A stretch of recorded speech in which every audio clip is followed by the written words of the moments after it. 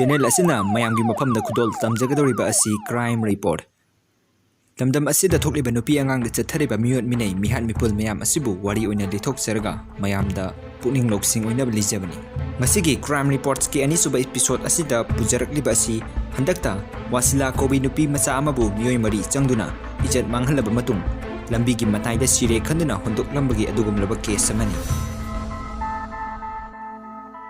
Thoudok adu hokhiba 2020 gi September gi tang ani da thokhibani. Wasila samsam jabi khungangi chanura amani.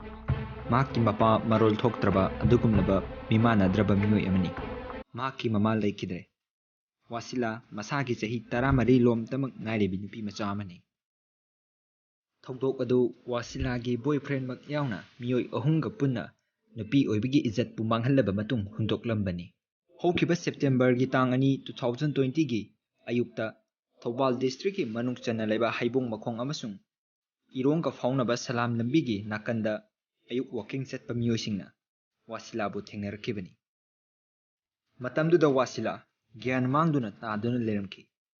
Khudak aduda miyosing aduna police ta amadi hospital ga paw phongnaduna Rims hospital da khudak aduda laikan nanabgidamak pukatki.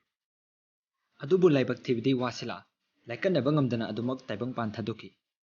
Thoudok thokpa numit adugi nungthilda Chennai haiba meoi amagi mayum khoisaungnaraba miyamna mai thaki. Thoudok aduda chennariba MD Maja Khan apokpa Sikandar Ali. MD Maja Khan asi Wasila ga nungsinariba meoi aduni mahak hojik police ta surrender tawjarakhrabani. Mathangda MD Mohammed apokpa Sanayai mayang Imphal Bengun dagini. Mathangda MD Mazahar makoising asina nupi asibu ijat manghalaba matung langthoklambani. Walking lakpa miyosing aduna thengnaba matam madu Wasila gyan mangjarabsu thawai haksang ga khainaramdri. Mahangna hinglingai matamda Thoudok aduda chennariba miyosing adu mahangna hairami. Hojik ekhoina uchariba photo asida yauriba miyosing asi Wasilana hairamba chennaba miyosing aduni. Adubu miyamna lana satkidanaba Pau ama khangbigadabade photo asigi makha thangbada blue shirt litpa red color gi masam oiba nupa asinate mahaki mayam bani haibasini. Makhoi sing asigi maraktagi meoi ani amadi surrender tawjarakhrabani. Makhoi sing asi police na hojik wahang paung chathari. Thoudok aduda chennariba meoi mari adu miyamna ahakpaserak pibinaba taksili. Wasila gi haksangda yana chikpagi dakpham basing khangdana leiba thengnaki.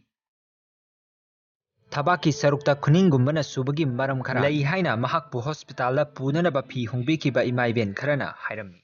Aduga internal bleeding lepa laikide haina su phongthoklakli. Numit adugi tongan ma social media singda uriba Wasilana phambagi photo amakak mayamna uba fangki. Hojik uchariba photo asida nupi asina phamliba asi photo kappa yanabagidamak miyamna semduna phamhanbani haina su phongdorakli. Doctor Singna ICU wata yamna kana honaki adubu laibak thibidi internet damage aruba phibam oikibana nupi masa asi laikidabani haina miyamna thajanari.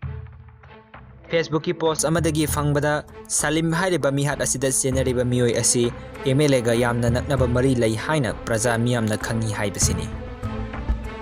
Asumna tabiriba miyamna kaidonungda phattaba thabak tawge khanbiganu. Wasila mihata chennariba meoi mari asida aina karamba cherak pigani haibasi hojiki oinadi khangdri adubu makhoi chenbadi yararoi makhoi gi phangkham dokpa dandidi phanglagani adubu miyamna langtaknariba asidi makhoi da karamba ain gi oiba cherak pigadage haibasini.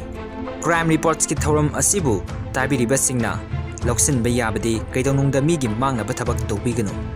Video asidagi afaba gyan losing khaktamak loksin biu. Video asi yengba matamda tabada nungaitaba wahi yaurumlabasu afaba wakhallomda khanbiduna gyan losing oibiu haijabaga loinana khurumjari.